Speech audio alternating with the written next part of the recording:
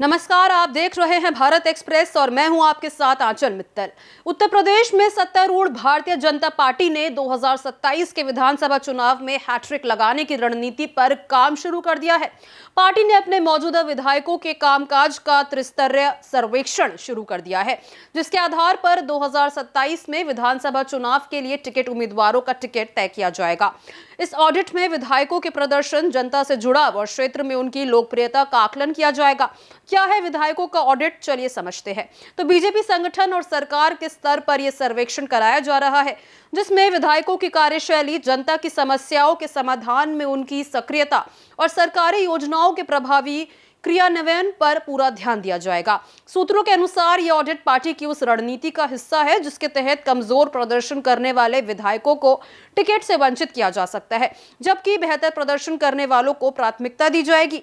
2024 के लोकसभा चुनावों में बीजेपी को उत्तर प्रदेश में केवल 33 सीटें मिली थी, जो 2019 की 62 सीटों की तुलना में बड़ा झटका था। कहा जा रहा है कि इस प्रदर्शन ने पार्टी को अपनी रणनीति में बदलाव के लिए बाध्य किया है। हाल के उपचुनावों में बीजेपी एनडीए ने 9 में से 7 सीटें जीतकर वापसी की है, जिसने पार्टी का मनोबल बढ़ाया है। अब पार्टी 2027 में 403 विधानसभा सीटों में से 80% से अधिक सीटें जीतने का लक्ष्य लेकर चल रही है।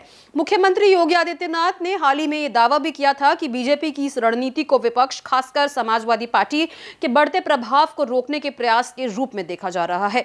सपा ने 2024 के लोकसभा चुनाव में 37 सीटें जीतकर बीजेपी को कड़ी टक्कर दी थी। राजनीतिक विश्लेषकों का मानना है कि बीजेपी का यह ऑडिट और सर्वेक्षण 2027 में सत्ता बरकरार रखने की दिशा में एक सुनियोजित कदम है।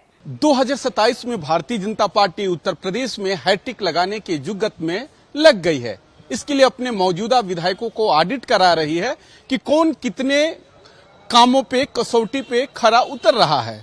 भारतीय जनता पार्टी की कोशिश है कि एन केन प्रकरण 2027 में सत्ता फिर से पाई जा, मतलब साफ है कि हैट्रिक बना के एक इतिहास रचा जाए।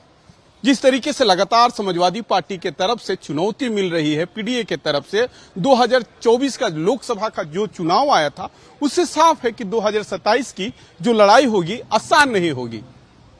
इसके पहले 2022 में भी लगभग 60 से अधिक विधायकों का टिकट काटा गया था और भारतीय जनता पार्टी का यह प्रयोग सफल रहा। और जगह भी जहां भी इलेक्शन होते हैं वहां भारतीय जनता पार्टी इस प्रकार की प्रयोग करती रही है, जिसका सीधा फायदा भारतीय जनता पार्टी को मिलता है। इसी कोशिश को फिर से प्रयोग में करने के लिए भारतीय जनता पार्टी अपने विधायकों की ऑडिट करा रही है कि कौन कितने कसौटी पे खरा उतर रहा है। सहयोगी शहनवाज खान के साथ रजनीश पांडे, भारत एक्सप्रेस, लखनऊ।